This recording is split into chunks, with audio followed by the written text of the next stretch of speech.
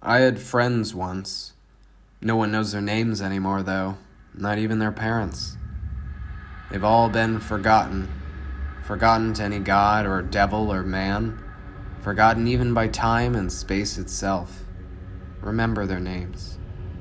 There was our leader, Eddie Newman. He was a tall, spidery kid with acne-speckled cheeks. Although not the strongest or brightest of the group, he had enough confidence for the rest of us. We followed him no matter what trouble he led us into. We trusted him, even until the end. His brother Ryan was shorter, stouter, and smarter than all of us combined. Aside from their parents, Eddie and Ryan had nothing in common. We assumed one of them was adopted. My money was on Ryan. No matter the circumstances, he always behaved with respect and grace. He was the type of kid every parent wished to raise. No doubt we were a bad influence on him. Then there was Oriana Woodsley. If Eddie was the group's father, she was its mother. She cared for us all and never hesitated to remind us so. If something was wrong, she made it right. And if something was right, she grinned with all the pride and joy a human heart could muster. Ryan and I were madly in love with her, and neither of us had a chance. Our last night as a group was spent in an old watchtower high above the forest trees. It's amazing how many of these towers have been abandoned. 50 years ago, park rangers kept watch around the clock for wildfires in Grayback Park. However, not long ago, Grayback lost its national park status. The funding dried up soon after, and the rangers found themselves out of a job. Now its watchtowers stand like silent shepherds, dead and decaying amid their flocks. For us, it was a weekly retreat to drink and smoke. There wasn't much else to do in town. My parents didn't care. Oriana's didn't either. They'd all spent their youth drinking in the forest.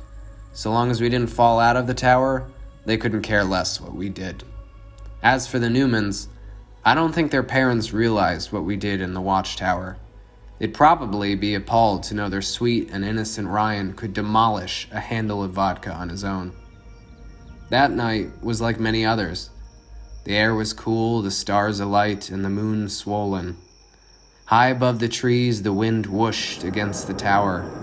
From inside, it sounded like a gentle whisper or swift stream. It made us feel calm and safe. By the time the sun fell, we were already shit-faced. Eddie was slurring his words and babbling about leaving town. He grew bored of the quiet nights and monotonous days trapped in a sleepy town with nothing to do. Some days, he thought, would be better if the earth swallowed the town whole. His brother Ryan agreed, but out of all of us, only he stood a chance of leaving.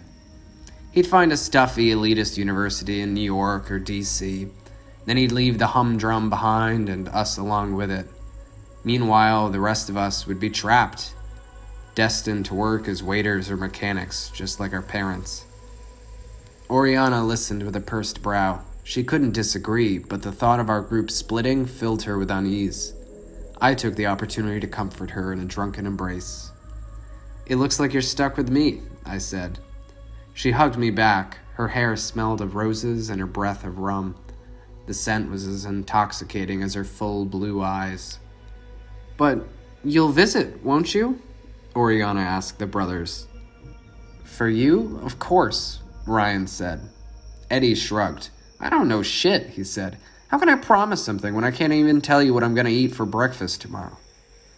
"I've got a granola bar," I said. "You can have that for breakfast." Eddie groaned. "You know what I mean," he said. "But that doesn't sound half bad. Remind me in the morning." "If you can stand in the morning," I said with a snort. He cocked his head to the side and blinked slowly. "What do you mean? I'm not drunk. In fact, Ori, throw me a beer." "Only if you drink some water. Your liver will thank you, and so will I." Yeah, whatever." He took a swig from his water bottle and gulped down the beer Oriana tossed him. After draining the can, he looked around the watchtower with an empty gaze and lopsided smile. "We need music." I said, pulling out my phone. The whole group erupted in a collective groan. "None of that garbage," Ryan said. Oriana laid her hand on my shoulder. Jazz doesn't really fit the mood, she said with a comforting smile. She pointed to the watchtower's radio comms, which hid behind a bottle of rum and coke. We knew they worked since we had messed with them several times before. Despite being abandoned, the tower still got power. When I switched on the comms, a little green light glowed on its metal face, and a soft hum could just barely be heard over the current of wind outside. Just because it uses radio waves, Ryan said with a hiccup, doesn't mean it's calibrated to pick up FM radio. To prove his point, he turned up the volume and scanned through the frequencies. Most channels were nothing but dead air, but now and then the comms sparked to life with the fuzzy chatter of police. Ooh, stop there, I said. I want to listen. As I've said, we live in a sleepy town where nothing happens. Even the cops had nothing good to say. They were just making their usual patrols. Eddie picked up the receiver with a goofy grin. To our shock and amusement, he deepened his voice and spoke into the mic. This is Sergeant Dick Barnes. I've got a report of 2 homeless men cockfighting on Main and 9th. Eddie! Oriana screeched. She leapt up and changed the frequency before the police could respond. In her panic, she knocked over the bottle of rum, cracking the glass and spilling alcohol everywhere. Shit, she swore. And, we got destruction of property in the old watchtower. You might want to send a few officers to take the culprit. She's aggressive and intoxicated, Eddie announced on a dead channel. White noise surged with a crack and a hiss. Despite my tender feelings towards Oriana, I couldn't help but burst into laughter. It's not funny, she said. The radio's persistent crackle broke and filled with silence. It was a pervasive silence, the kind that cuts through a crowd, sinking into its trembling bones. Whatever Oriana intended to say, she did not finish. Her voice sank into her throat, just as all ours did. We listened with sudden soberness to the spreading quiet. The air was dense and choking.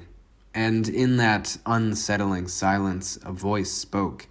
Its words were coarse and deep, like a man that smoked 2 packs for breakfast. I have found you. I am coming. The man spoke in a strange, inhuman manner, as if he did not know what he was saying. His intonation was alien and illogical, with pauses and emphasis at all the wrong words. We stopped to listen for more, but in place of speech, we heard a flare of white noise and a low crack, like bones splintering. Ryan, ever the smartest among us, turned off the comms and downed a beer in one go. It's just some idiot messing around like us, Eddie said. That was the most logical answer. Still, I could not shake the wave of anxiety that gathered in that silence, nor could I make sense of that strange, demonic voice whose grating tone stung to hear. Outside, the wind returned with vengeful force. It roared against the watchtower and battered the ancient trees. Trunks bent and branches snapped. Oriana rushed to the windows. She looked into the sky for thunderclouds, but the storm was coming from the ground. There's something out there, she said. Panic shook in her throat. What is it? I asked, rushing to the window myself. Across the forest expanded a shadow so thick it made the night sky look blinding in comparison. Behind the shadow, space itself receded, leaving behind no trace or memory of what was. In front, a silhouetted man walked with slow, deliberate steps. The brothers joined us at the window. That can't be real, that's just... Ryan said, but he could not finish his thought. I don't care what it is, Eddie said. We need to leave. Just then, the radio kicked on with a gargled purr. The white noise grew louder and louder until we groaned in pain. All the while, the shadow crept closer. When the static finally died, the voice spoke again. Fear, It said, is the basis of sensations, one that lives at the very heart of existence. You cannot run from it or hide, though I do love to watch you try. The darkness pooled around the watchtower, lapping at its metal feet, which now appeared so feeble in the great black expanse. We had nowhere to go. At the base of the tower stairs, the silhouetted man stood with arms crossed. A sad shade of starlight beamed briefly off his pale, glossy eyes.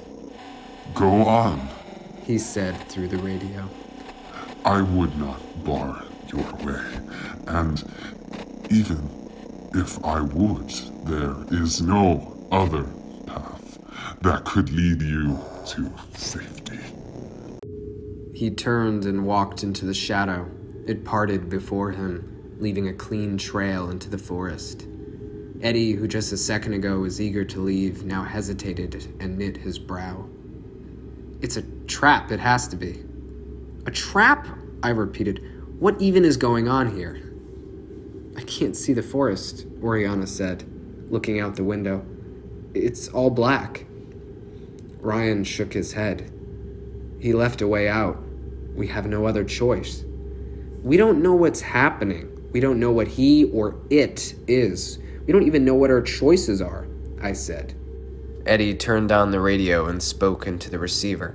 "Hey, what do you want? Who are you?" he yelled, but there was no response. "I want to go home," Oriana said. She clasped her hands and shrank in on herself. Her eyes clenched shut and then opened wide and hopeful, but they could not shake the nightmare that surrounded us. "There are two options," Eddie said. His eyes darted outside and then back to us. He licked his lips and bounced from heel to toe. "We stay, or we go." The urgency in his voice was not lost on us. Without hesitation, Oriana voted to leave. Eddie added his vote to hers, but Ryan and I hesitated. We had no idea what waited for us outside, nor did we know what would come for us if we stayed. Perhaps our hesitation doomed us. Perhaps it made no difference. Before either of us could vote, Oriana screamed. The dense shadow wrapped around the tower's legs and began climbing fast. "Fuck it, we're leaving," Eddie decided. We followed him down the stairs, running as fast as our groggy legs could carry us. The way was still open, and through it, we could see the shaded boughs of trees sway under the night sky. Above, the watchtower was disappearing, utterly consumed by the encroaching darkness. Spurred on by fear, we bolted to the bottom of the stairs in mere seconds, but the shadow was not far behind. With no other choice, we sprinted down the path laid before us. A gust of wind bellowed from behind. I glanced back. The watchtower was gone. I looked forward. So was the forest. The world was twisting and changing before our eyes. We ran down shadowy corridors with shattered tiles. We ran down dirt paths, drenched in shade. We ran because we had no other choice. We ran because we feared what would happen if we stopped. But we had to stop. For one, our lungs ached and our hearts drummed. Ryan was falling behind. And for another, the path had split into two. One way was paved with moist gray stones that stunk of mildew. The other was lined with crumbling bricks coated in moss. Both were shrouded in darkness. Neither looked anything like Grayback Park. "Which one?" Oriana asked. Eddie chose the stone path. I can't say there was much logic to his choice, just a roll of the dice, but it beat indecision, and we followed him blindly. Our steps echoed against the cold stones. The sound grew as it bounced against unseen walls in the darkness, building more and more until it throbbed in our ears. Dread filled my chest. We had chosen the wrong path. I knew it. Now there was nothing left for us to do but face the consequences of our mistake. Yet, before I could say as much to my friends, the ground turned to grass and dirt. The echoes faded, and our steps made only a muffled thud. Just ahead, streetlights glowed. Their pale, artificial color was warm and inviting compared to the impenetrable blackness from which we had emerged. As far as I knew, we were safe. We had escaped onto a street we'd walked 1,000 times before. I could even see my house just 2 blocks down the road. Once we saw the shadow disappear behind us, We allowed ourselves a collective sigh of relief. "Okay, we all saw that, right?" I said. "It's over," Oriana said. "All right, I'm leaving this town ASAP," Eddie said. None of us was listening to the other. We were each lost in our own fright and confusion, trying desperately to make sense of what we had experienced. We paced and muttered and pulled at our hair. Only Ryan stood quiet and still, deathly so. The sky darkened, the stars were veiled, and as we walked down the street, the lamps began to flicker. Ryan didn't follow. "Hey, come on," I said. He shuddered and spit blood. His lips twitched as they foamed red. Still, he managed one word: run. Behind Ryan, a man appeared. His skin was rotten and black, shifting between stages of growth and decay. Strips of skin hung from his yellowed skull like tar from weathered stone, and his hand, skeletal and drenched in blood, protruded through Ryan's chest.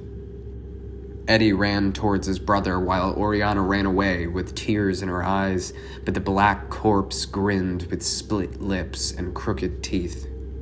"Stop," he said in his harsh alien voice. At once, our limbs froze and we fell to the ground. All around us, reality melted into a shadowy void. We had never left the creature's nightmarish world. We had only fallen into another illusion. Eddie screamed for his brother and Oriana sobbed, but the void dweller set a finger to his lips, and all fell quiet. Pale-faced, Ryan slumped onto the ground. A puddle of dark blood spread outward. "You did not think The fetid man said in disjointed words. it would be so simple, did you?" Eddie roared silently. His face was red with useless exertion. "My employers have entrusted me to provide offerings, worlds, dimensions, space, and time. But here, at the juncture between and beyond, no living thing is to pass." With a wave of his hand, he turned us to face him and Ryan. "At times I have bored of and forgotten those brought to this void, the dull and resigned ones, anyway.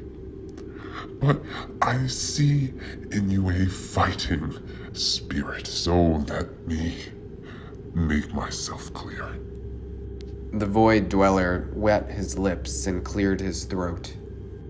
"If you were to pass with your reality into that of my employers, there would be consequences." The half-formed muscles on his face scrunched together in an expression of anger and severity. "And indeed there are doors from the void into their world, or perhaps even back to your own. Therefore, the most logical course of action is consumption." He grabbed Ryan's arm and lifted him with ease. Then he dug his teeth into Ryan's neck and ripped out his throat. I tried to look away, but my eyelids would not shut. We were forced to watch as he tore into our friend's flesh and guzzled down his innards. Blood sloshed, skin tore, and organs burst until the gory mess colored the creature red. We watched for well on an hour. By then, all that remained of Ryan was a few strips of flesh clinging to his skeleton. As the void dweller sighed with satisfaction, our invisible binds loosened. Oriana whimpered and pushed herself to her feet. Eddie stood and balled his fists, but he did not move or speak. Attacking that thing was a foolish move that could only end in death. Despite his anger, Eddie's head was clear enough to realize that. "You are in luck," the creature said. Although great, my appetite is not so voracious as my employer's. Moreover, your companion was quite filling, so I have no further need to feast. For the time being. You asshole, I'll kill you, Eddie said through gritted teeth. The decayed man looked at Eddie with grave white eyes. I will ignore that slight, he said. Since you are the one that called me here by beaming your drunken chatter into my void. You have made my task that much easier and given me a tasty treat with which to amuse myself. So, indeed, I should be thanking you. Tremors ran through Eddie's tensed body. I could practically feel the rage radiating off him. The Void Dweller also sensed it and smiled fiendishly. In fact, he continued, with my hunger sated, I am inclined to let you depart the void, though not without a bit of sport. I will lay the doors before you. You will decide which to take.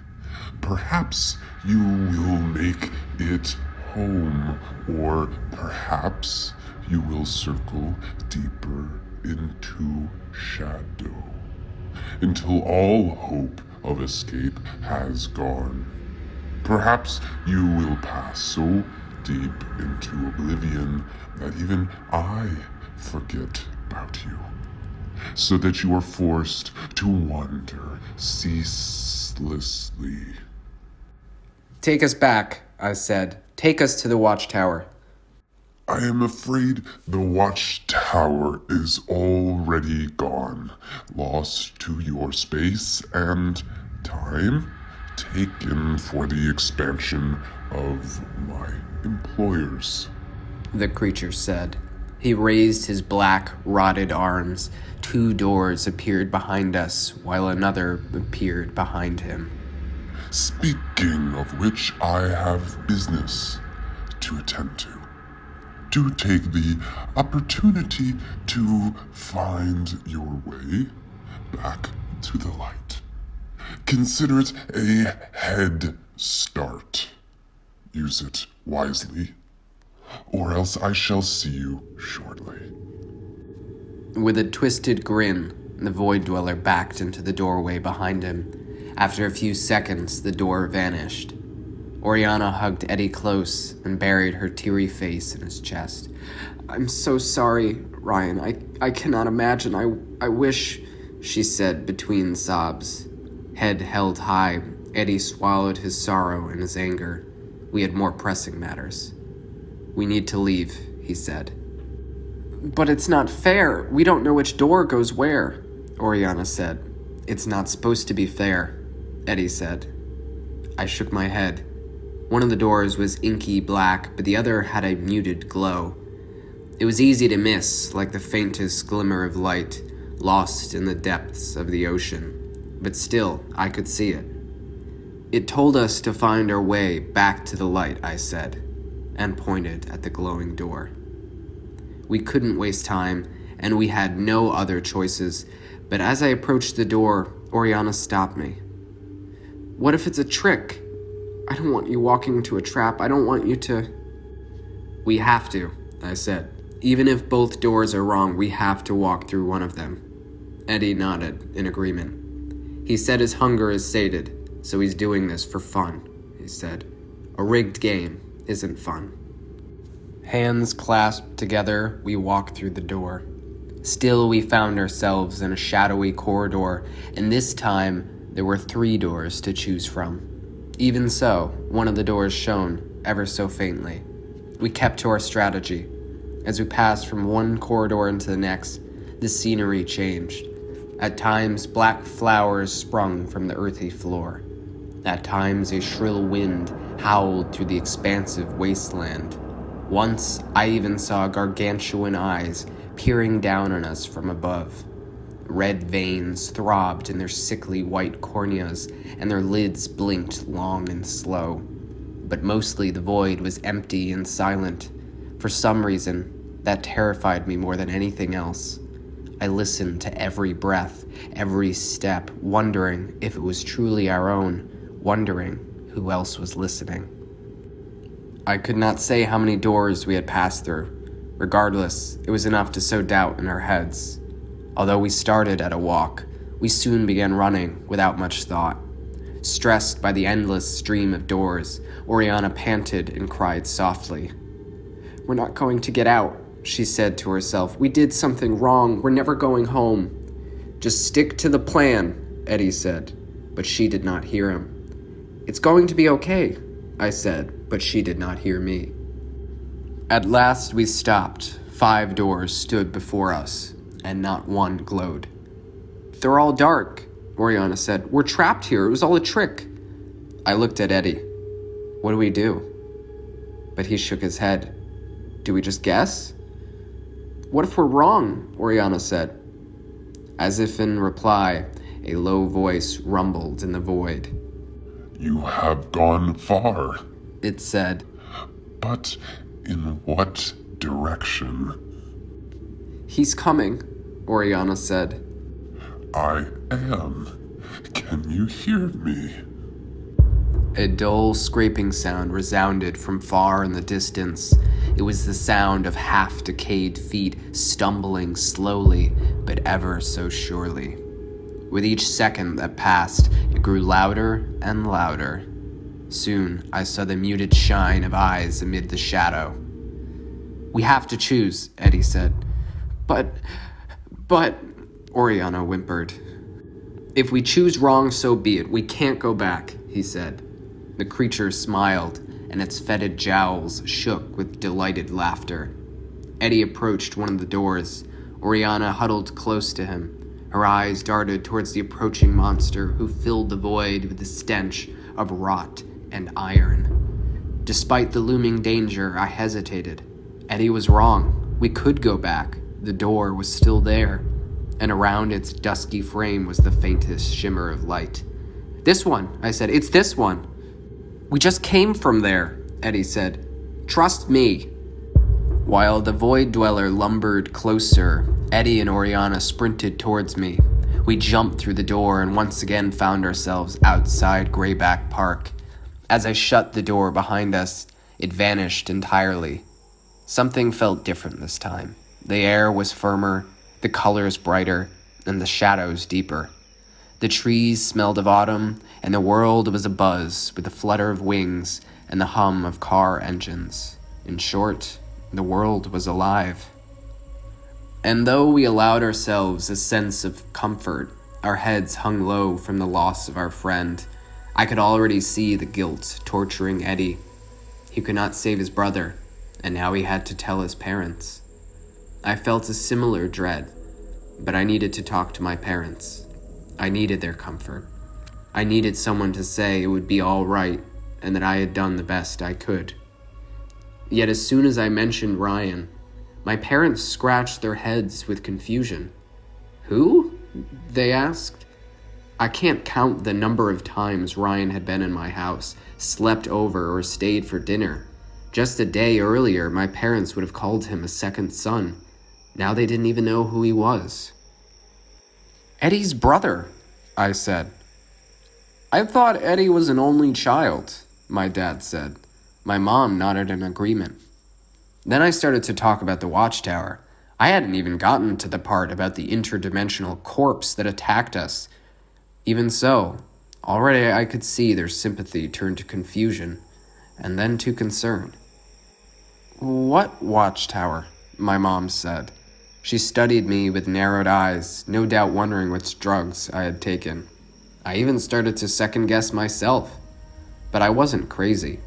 The watchtower had always been there, looming above Greyback Park. We could see it from our backyard, for Christ's sake, And yet when I gazed out the window, there was nothing. My friends received similar reactions. The Newmans couldn't even remember their own son. All trace of him was lost, even his memory. Only we could remember Ryan, just as only we could remember the watchtower. I did not try to understand it. After all, maybe it was for the best. No parent should suffer the loss of their child. We would suffer it for them. One after the other, the days passed without incident. Although we tried to return to normal life, the encounter with the Void Dweller had changed us. Eddie grew tight-lipped and insecure, while I became prone to bouts of depression. But we learned to live with our new reality. Oriana did not. Worse than losing her was the knowledge I could do nothing about it. Just like Ryan, she too was eaten by something horrible.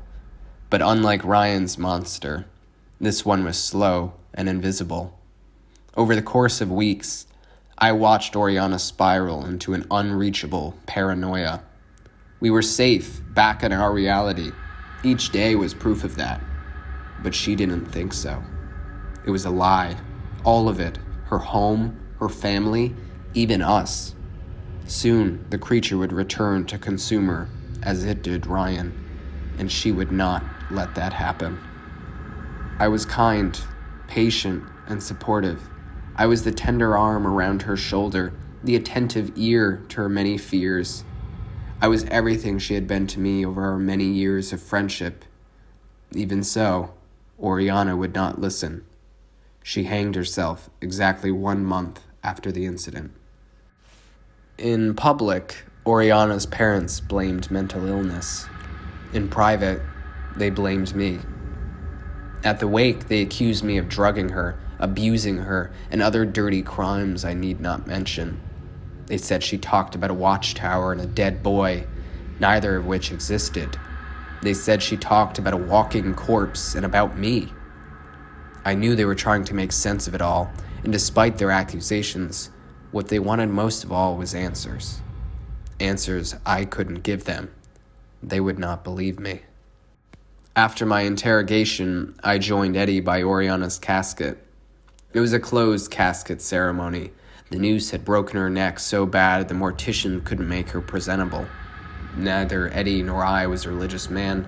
Regardless, we knelt before our friend for several minutes, praying to any god that would hear us. But God was not with us, only the devil. It started as a whimper. For obvious reasons, no one at the wake noticed. Everyone was lost in their own sorrow. But then whimpering turned to screaming, the kind that curdles blood. It was a scream of utter terror and agony. What's more, it was coming from the casket. "Help me! Help! Please!" Oriana begged. Between her screams, I heard the chatter of teeth grinding against bone and the tearing of skin from flesh. As her cries continued, blood dripped through the crevices in the casket. Eddie beat his hands against the box, but it was sealed tight. "Help me!" Eddie shouted, but there was no saving her. Oriana was right. It was all a lie. The Void Dweller would not let us leave, and he would not let us die, not until he had his fun.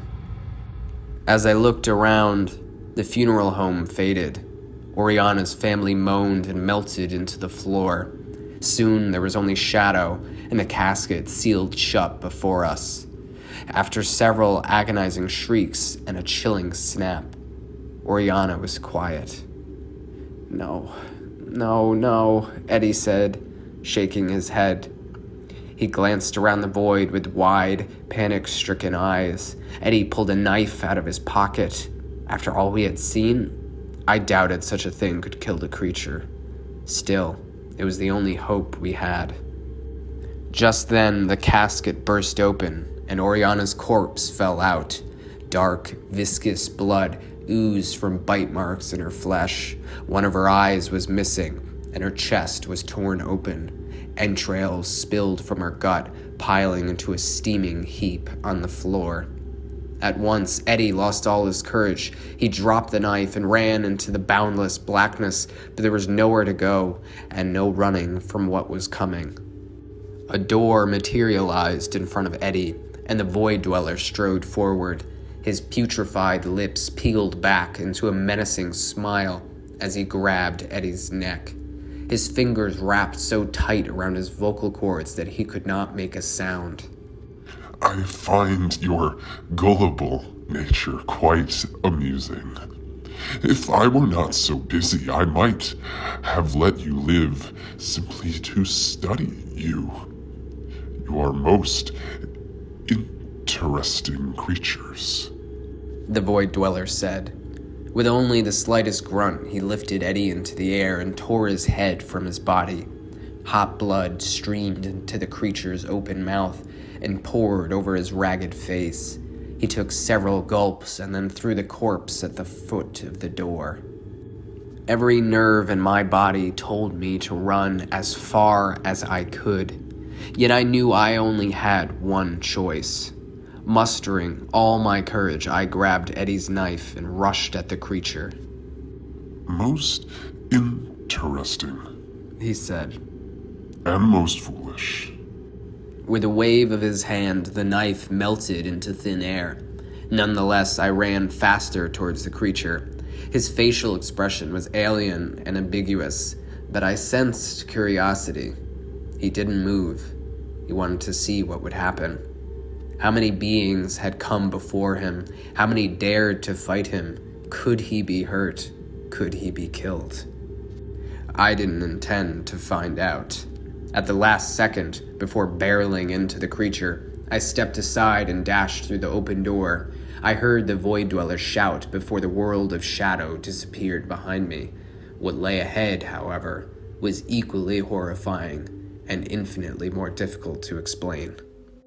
The world of the employers was a complex assemblage of different realities, layered one on top of the other, each acting to their own unique laws of physics. Mountains twisted and crumbled in illogical loops of causality.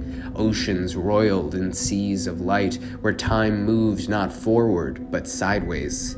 Arcane structures of impossible architecture rumbled from forces unknown to thought and theory. And everywhere I stepped, space itself distorted and deformed. Towering hundreds of feet above it all were the Void Dwellers' employers. The sight of them sent me into a fit of madness. My feet buckled beneath me as I screamed in terror. I squeezed my temples painfully tight to keep my thoughts from escaping me.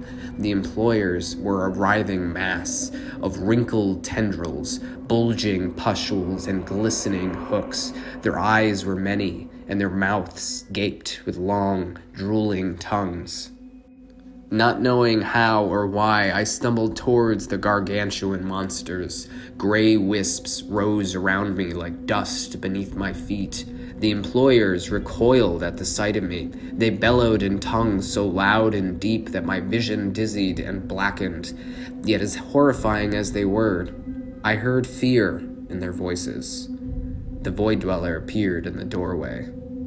You must leave this place. You must leave now. He said. Your presence is a sickness. Each second is. The employers bellowed once more. A dim, colorless circle was expanding around me, destroying everything it touched. In a matter of seconds, it would reach the employers. When the bellowing came to an end, a doorway appeared before me. Step through now. The Void Dweller said. No tricks, no games. By the sound of it, we were both desperate for me to return home, so I did as asked and stepped through the door.